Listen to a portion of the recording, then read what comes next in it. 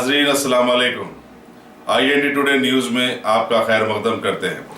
आइए देखते हैं ये तफसीलात। शहर के मसरूफ तरीन तिलगुतली फ्लाईओवर ब्रिज पर ऑयल गिर जाने के बाद कई मोटरसाइकिल सवार हादसा का शिकार हुए और उनमें से कई जख्मी भी हुए। बल्दी हुकाम ने सड़क की सफाई का काम करने में ताखिर की, जिसके नतीजे में कई घंटों तक सेक्रेटेरिएट को राजभवन से मिलाने वाली इस अहम शाहराह पर ट्रैफिक जाम रही।